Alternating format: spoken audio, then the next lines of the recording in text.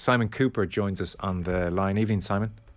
Good evening. Mendy and his square passes. What was it your hero Cruyff said about square passes? Never give a square pass, because if it's intercepted, two players are knocked out, you and the guy you were passing to. Yeah, he wouldn't have liked Mendy this evening, I can tell you that.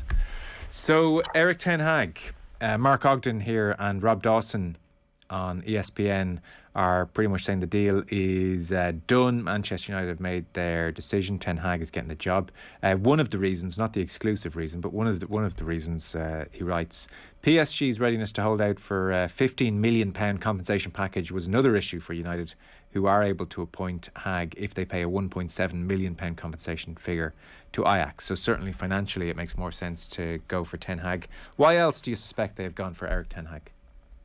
For a start, let's say it once correctly. Erik Ten Hag, and Ten Hag is his surname. And so I think it's a very good choice. Ten Hag, he had everything against him. He's an ugly guy, bald, uncharismatic. He speaks in this kind of Eastern Dutch provincial accent, so he sounds like a kind of country rube. He wasn't a very impressive footballer. He was a kind of right back in the middle of the Dutch Premier League.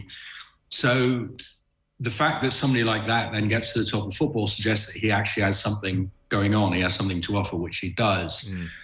And so when he took over at Hags, he was mocked for all those reasons. He didn't look like a great manager. But he actually has a very deep understanding of football, and especially pressing football. So Johan Cruyff invented modern football, the kind of pressing game we play on the other team's half. All the best teams nowadays play it. Manchester City, Bayern Munich, Liverpool. And Ten Hag, having been a manager in Holland, quite successful, went to Bayern Munich about a decade ago and became Pep's assistant. And he coached Bayern's second team, and they were on the same page. And so Ten Hag developed this very rapid pressing game that Ajax play, and that I suspect United will play if he manages to get the United players doing that, which is we win the ball when you're near your penalty area. When you have the ball near your penalty area, we have what looks like anarchy, but we have just loads of hordes of players descending on whoever has the ball. We dominate the area around the ball, and we keep winning it back near your goal, and then we score. And so Ajax, which has not got players to match those of United, if you look at a lot of the Ajax players, they kind of didn't do very well in the Premier League, like Dusan Tadic, Daley Blind, David Klaassen. But with Ajax, they were unlucky to be knocked out by Benfica in the second round, but they'd won 6 out of 6 in the first round of the Champions League. And Ten Hag also led the Ajax team that reached the Champions League semis, got within a minute of the Champions League final in 2019 with much, much less money than the big clubs. So I think in football terms, he's special. He doesn't look special, but he is special. Can you tell us a bit more about his personality? Because if that's the style of football he wants to play, they are going to need a complete overhaul at Old Trafford. Yeah, he's a very understated, calm, restrained, kind of better male figure. He is nothing like Jose Mourinho in his presentation. He listens. He knows exactly what kind of football he wants to play. But he talks to the players. I'm recovering still from COVID a month ago. He is able to have intelligent conversations in a non-grandstanding way all the time. And so players respect him just because he knows an enormous amount of football. He's not the guy who kind of throws open the changing room door and says, here I am, now everything is different. That's not him. So could you give us a little more insight into the footballing acumen then? Like you mentioned the stints over in Munich, for instance. Would he have been, through his playing career or maybe early on in his coaching career, would he have done interviews or caught the eye in ways to suggest he had a lot going on intellectually? He did. He's very understated. What he talks a lot about when people give him the chance is half spaces, which, as I understand it, is what they used to call the inside right, inside left positions. So you divide the field into five zones, going from the left wing to the right wing. So you have outside left, centre forward, inside right, outside right. So you have 5 or 4, depending, zones where players can come in. And so you should never have two in the same zone. And players have to be incredibly precise about what zone they occupy, both when you have the ball. And when you have the ball, 100 miles per hour. When you lose the ball, 100 miles per hour. And then the what he calls the rest defense. So you attack, like it looks like attacking like lunatics, but you always have three guys back so that if you lose the ball and the opposition breaks, they're always facing three players, typically the two centre-backs and the central midfielder. So you're actually not running many risks because there's a lock on the back door. And so this demands a huge amount of coordination and understanding from the players, which Ajax's mostly young players have done, which shows that he's good at explaining. And they've won the league, pretty much every year, I think, for the last three, something like.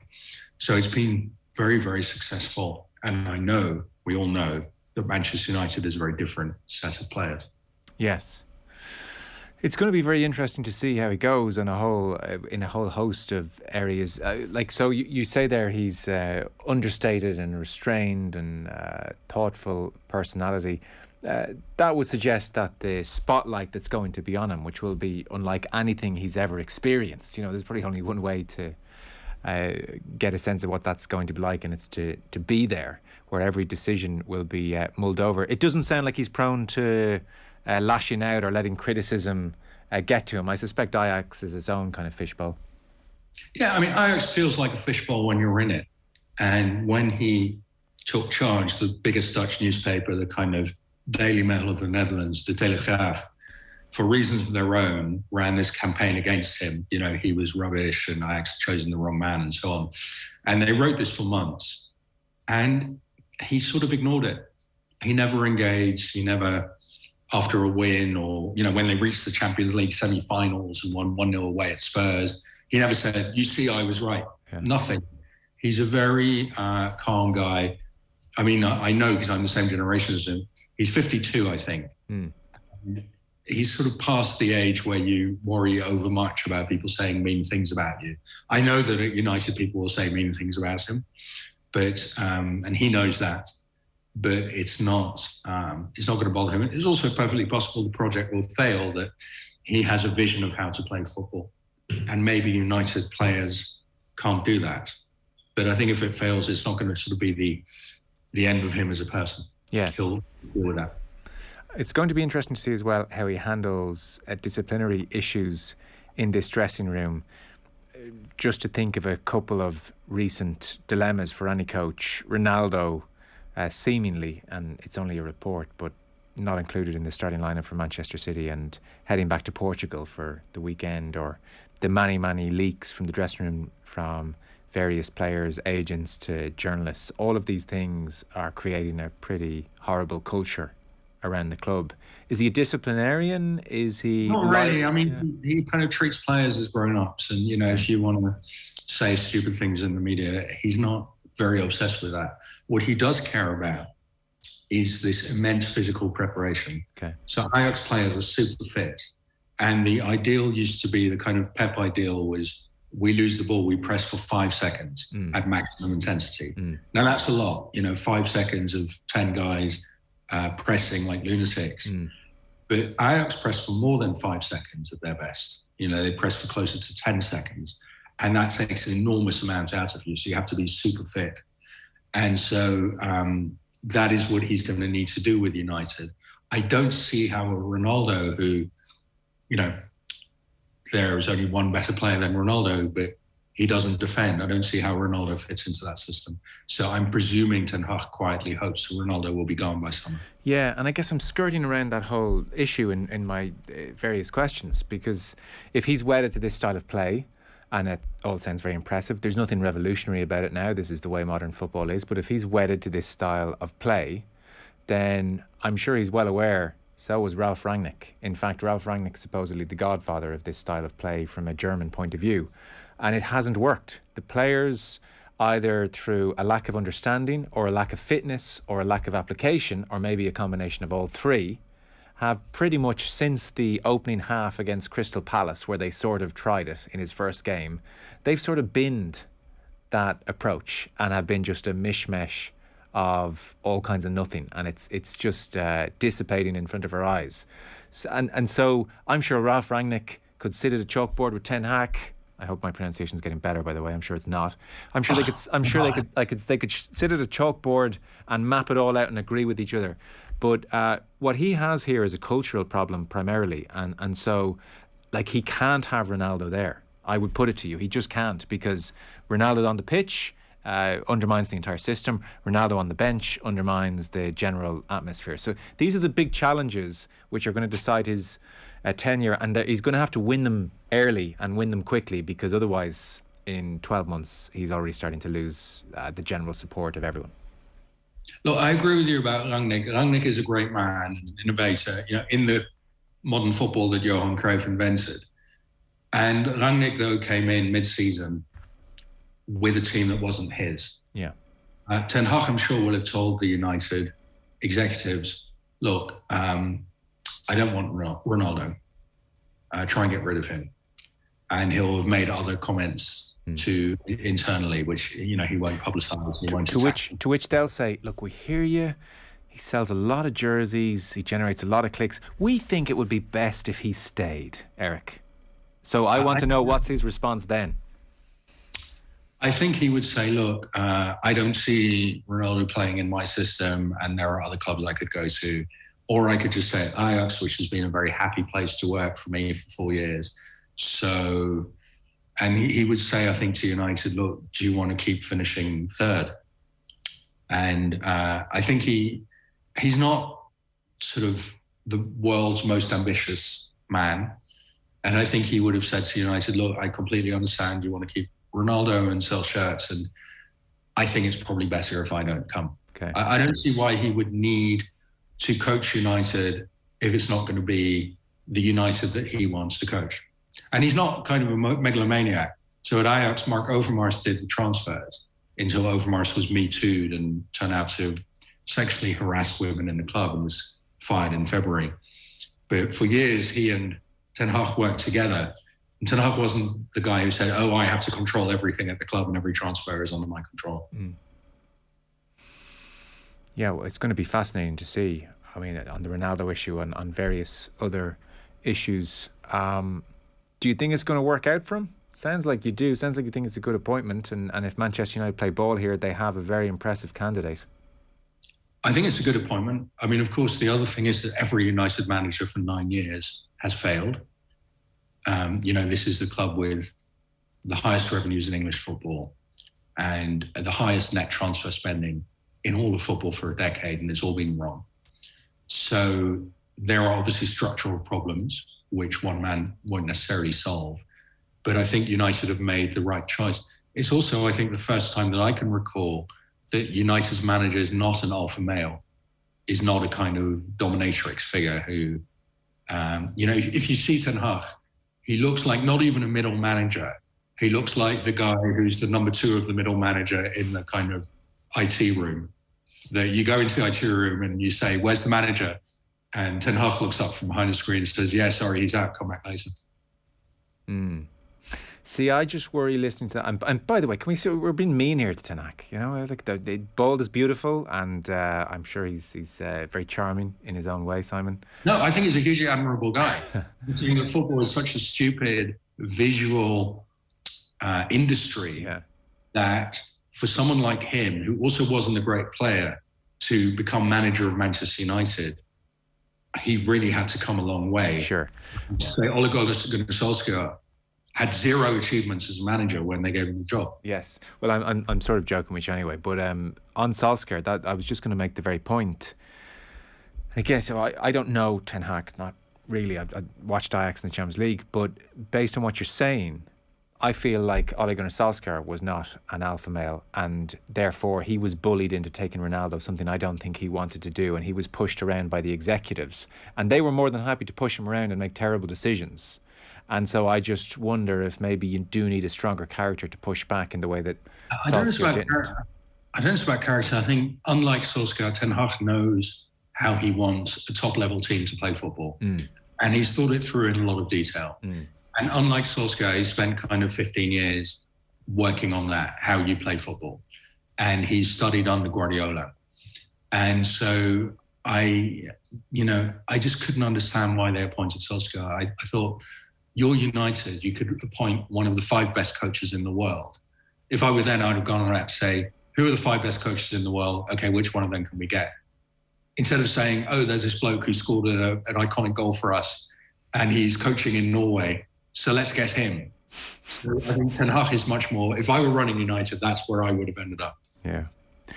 It strikes me, you've looked at the running of football from various quarters. You must look at Manchester United as much as the rest of us and be somewhat astounded at the level of incompetency. Yeah, I mean, I just can't understand it. I can't understand in what universe you would decide we need a new manager and that manager should be Ole Gunnar Solskjaer. I mean, and it's not that I'm saying this after he failed. I said it before he was hired. So, I mean, I can understand the logic of going for Moyes or Mourinho. To become manager of Manchester United, you thought it needs to have proven yourself as a manager. And so I find it baffling. And if you're talking about bad management, I think their net transfer spending over the decade is €1 billion, which is the highest in global football. And, they obviously don't have very much to show for it. No. I guess a final point, like a texter who's listening or somebody watching on YouTube, Joseph O'Hanlon makes the point, Bruno Fernandes just extended his contract until 2027. He reckons he wouldn't fit into a Ten Hag system, it seems. At a glance, Ronaldo aside, how equipped are these Manchester United players to fit into a Ten Hag system? Maybe starting with Fernandes, for instance. Paul Pogba, I think he wouldn't be upset if he leaves in the summer. I mean, Pogba can do anything. I mean, Pogba is the most gifted footballer in Europe. He's not the best footballer in Europe, but he has more gifts than anyone except maybe Messi and Ronaldo. And Pogba is sort of, he's weird because he wants to express himself on the field, which you're not supposed to do as a footballer, especially one who can also be the best defensive footballer in the world, best defensive midfielder in the world. So Pogba has a whole different problem. He could do exactly what you want. He could be the best pressing midfielder, number 6 in the world, but he doesn't seem to want that. Bruno Fernandes, I think, is fine because, Dusan Tadic came to Ajax and became the main figure, the most important and the captain of Ten Hag's team. Because Tadic, he's not fast, he's not strong, he can't really tackle. But like Fernandes, he's a brilliant footballer who understands football.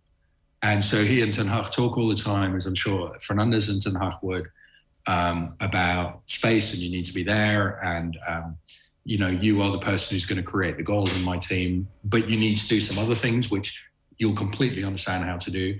So, I mean, I think a footballer like Bruno Fernandes would actually be happier in a team with a system than United, which seems to me a team almost without a system. Yeah, no, they're completely without a system. Jadon Sancho thrived in a system at Dortmund. I think quite a few of them are just crying out for a system, in fact. So, interesting times. Thank you so much, and we wish you well at the recovery, by the way, but thank you so much, Simon, for coming on and give us an insight into Erik ten Hag. Pleasure to talk to you.